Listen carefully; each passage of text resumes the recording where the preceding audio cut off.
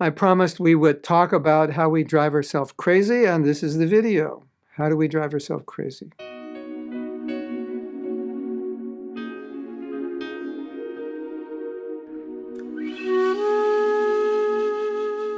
Okay, you know the verse, the mind is the friend, the enemy. Everybody quotes it. We've taught it and this and that. I want to put it maybe in a different context than you normally look at it.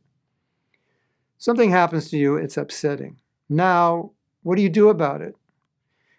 Do you want to put your energy into the upset?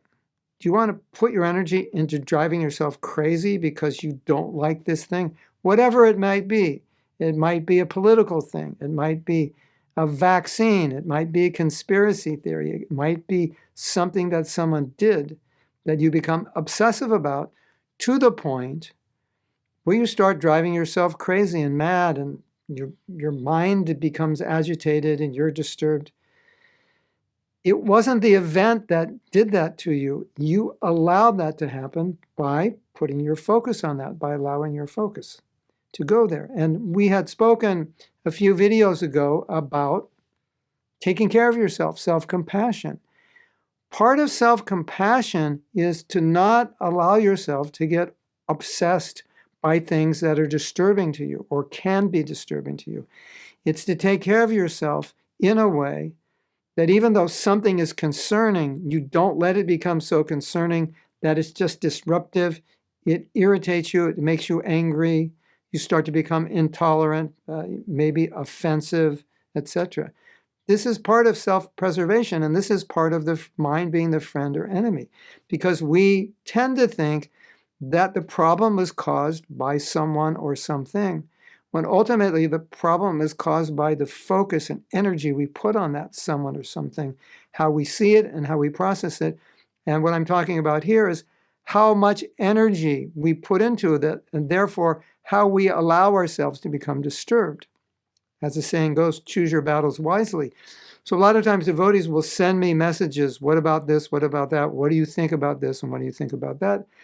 And sometimes I just have to say, I don't have time to think about it, or I don't want to think about it because it's too disturbing, and there's nothing that I can do about it, and my opinion is not going to change anything. It's just going to be upsetting, and it's going to affect my service or my sadhana, or some similar answer. Now, I'm not saying we don't do anything about problems, but I'm saying sometimes there's nothing we can do, and the only result is that we just become disturbed. So self-love, self-compassion, we have to use our discrimination in terms of how we allow ourselves to be affected by things. Because there's so many things can affect us, and so many things can actually drive us crazy. But ultimately, we're driving ourselves crazy by allowing those things to get in because we know they'll drive us crazy. I mean, there's so many people that drive us crazy. If we think about them, we'll think, this person is so bad, and how could they say this, and how could they do this? And the more we think about them, the more upset we become. So is that what you want to do? Is that how you want to treat yourself? I don't think so. I don't think it's a good idea. So you have control. You can prevent yourself from going crazy. You can actually do it. You can decide what you want to think of, what you don't want to think of, what you want to focus on, what you don't want to focus on, what you want to talk about, what you don't want to talk about.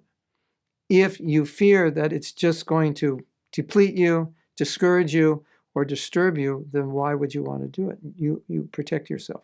That is one aspect of self-compassion, which we can all apply. Hare Krishna.